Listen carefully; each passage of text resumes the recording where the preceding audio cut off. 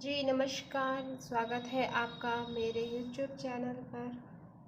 मैं हूँ Shweta Mishra. Very very good evening all of you.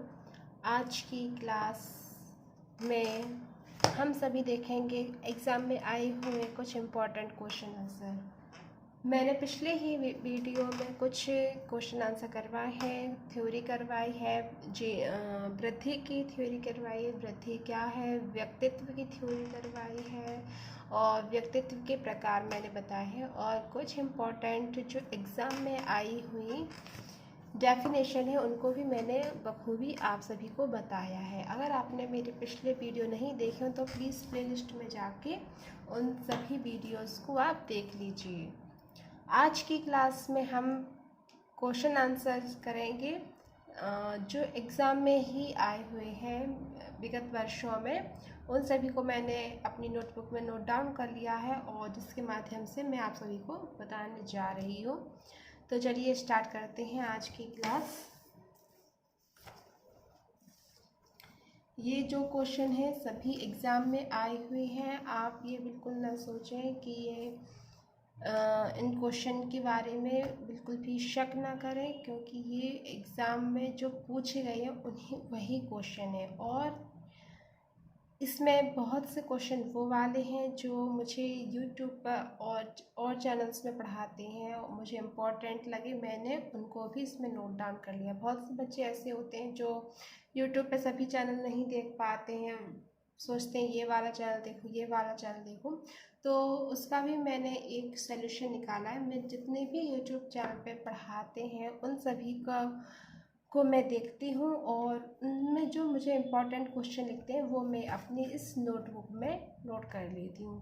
और आज मैं वही क्वेश्चन आपको बताने जा रही हूँ जो इसमें यूट्यूब के क्वेश्चन आंसर प्लस एग्ज़ाम में आए हुए क्वेश्चन आंसर हैं। तो चलिए आज की क्लास स्टार्ट करते हैं। पहला क्वेश्चन है, फ्रेंड्स अपने चिंतन में अवधारणात्मक परिवर्तन लाने हेतु शिक्षार्थियों को सक्षम बनाने के लिए शिक्षिका को क्या करना चाहिए। अपने चिंतन में मतलब आपको सोचना चाहिए कि जब आप शिक्षार्थियों को पढ़ाते हैं तो उन आप में क्या चेंज, आपको क्या लगता है कि क्या चीज़ चेंज होनी चाहिए जिससे बच्चों को अच्छे से समझ में आ जाए, जो भी क्लास में पढ़ाया जा रहा है वो बच्चे को अच्छे से समझ में आ जाए। तो शिक्षिका को क्या करना चाहिए, तो अपने चिंतन में अवधारणात्मक परिवर्तन लाने हेतु शिक्षार्थियों को सक्षम बनाने के लिए, मतलब जो बच्चे पढ़ रहे हैं उनको सक्षम बनाने के लिए एक टीचर को क्या करना चाहिए, तो टीचर को क्या करना चाहिए, स्पष्ट और आश्वस्त व्याख्या देनी चाहिए। टीचर को, एक शिक्षिका को स्पष्ट और आश्वस्त व्याख्या देनी चाहिए। शिक्षिका को क्लास में इस तरह से पढ़ाना चाहिए जिससे बच्चे को अच्छे से समझ में आ जाए। उसे बहुत कठिन शब्दों का यूज़ नहीं करना चाहिए। अगर उसकी क्लास में जब बच्चे अगर उसकी क्लास में बच्चे छोटे हैं तो उन्हें छोटे बच्चों के हिसाब से सरल शब्दों का प्रयोग करके पढ़ाना चाहिए और इस तरह से पढ़ाना चाहिए जिससे बच्चा पढ़े और पढ़ के वो संतुष्ट हो जाए, उसे जो पढ़ाया जा रहा है उसे वो अच्छे से समझ में आ जाए। फिर क्या करना चाहिए, शिक्षार्थियों के साथ चर्चा करनी चाहिए।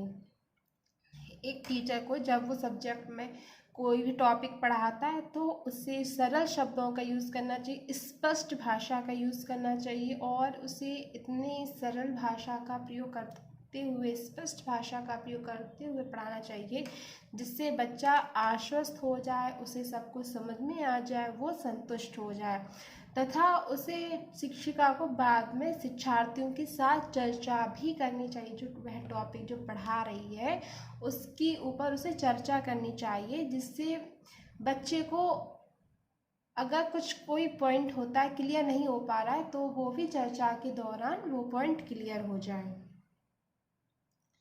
राइट, तो ये आई होप, मैं समझती हूँ आपको ये अच्छे से समझ में आया होगा ये क्वेश्चन।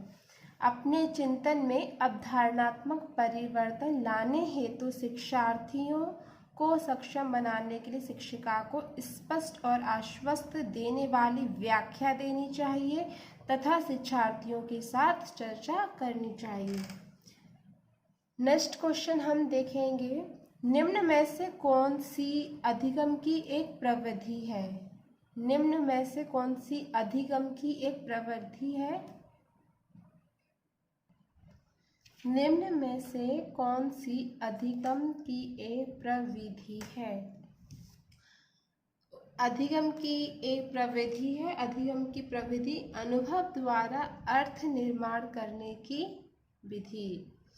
जो भी हम क्लास में पढ़ाते हैं, एक अपने एक्सपीरियंस के तहत अगर हम पढ़ाएं बच्चों को और बच्चों से अगर कुछ पूछें तो उसका उस चीज़ का एक्सपीरियंस उससे कराएं, उसे उस चीज़ का अनुभव हो तो उसे एक अच्छी तो वह उस चीज़ को अच्छे से सीखता है। लाइक साइंस में जब भी कोई भी चीज़ हम उसमें साइंस में प्रैक्टिकल वगैरह करते हैं तो बच्चों को प्रैक्टिकल के माध्यम से अच्छे से समझ में आ जाता है।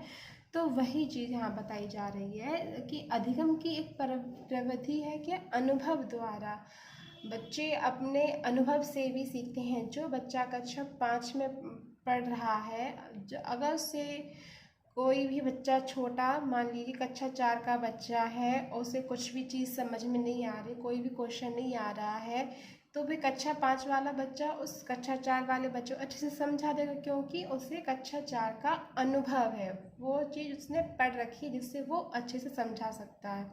तो अनुभव द्वारा अर्थ निर्माण करने की विधि, तो ये भी क्या, इसे क्या कहेंगे, ये भी एक क्या हो गया फ्रेंड्स, लर्निंग हो गई है,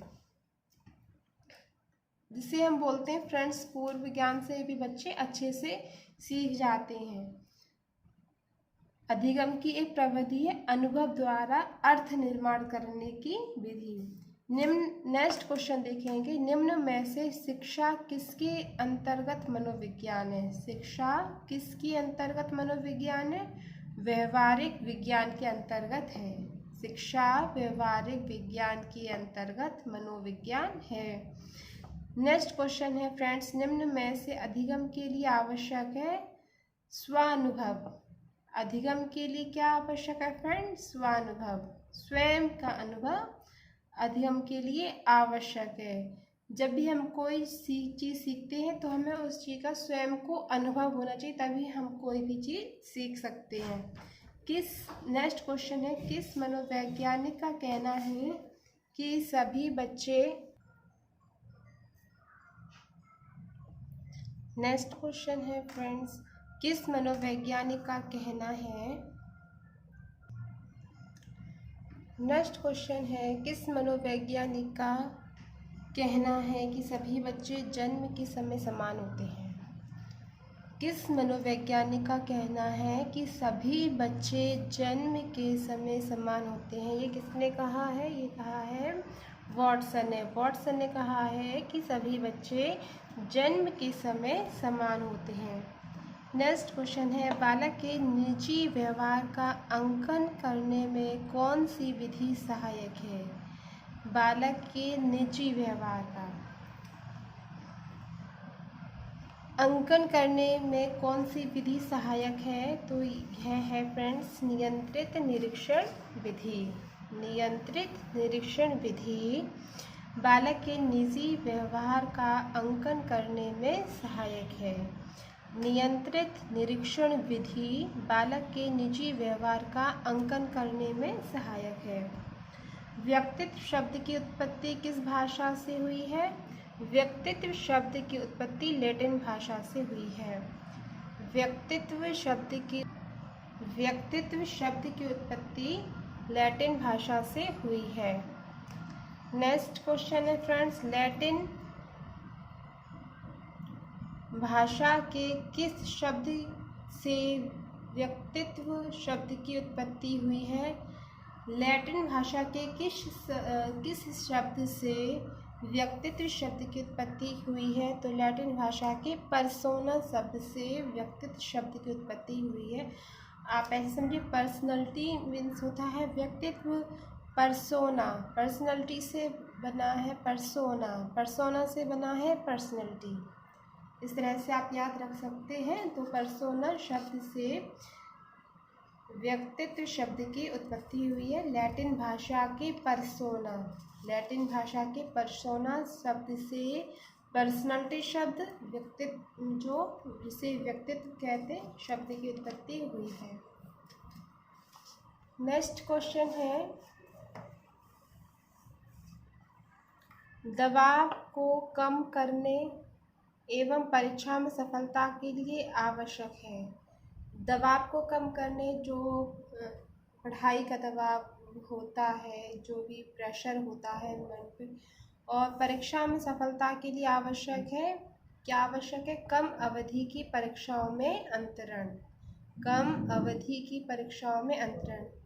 एक बालक अधिक सीखता है यदि उसे क्रियाविधि से पढ़ाया जाए। एक बालक अधिक सीखता है यदि उसे क्रियाविधि से पढ़ाया जाए। जब शिक्षक या शिक्षिका क्लास में बच्चों को क्रियाविधि से पढ़ाती है, जो क्रियाविधि बनाई गई है उसके अनुरूप पढ़ाती है, तो बालक अधिक सीखता है। तो ये फ्रेंड्स कुछ थी एग्ज़ाम में आए हुए महत्वपूर्ण क्वेश्चन आंसर जो आज मैंने आप लोगों के साथ शेयर किए हैं। अगर आपको मेरा ये वीडियो पसंद आया तो प्लीज़ इसे लाइक कीजिए। चैनल पर नए आए हैं तो इसे सब्सक्राइब ज़रूर कीजिए। थैंक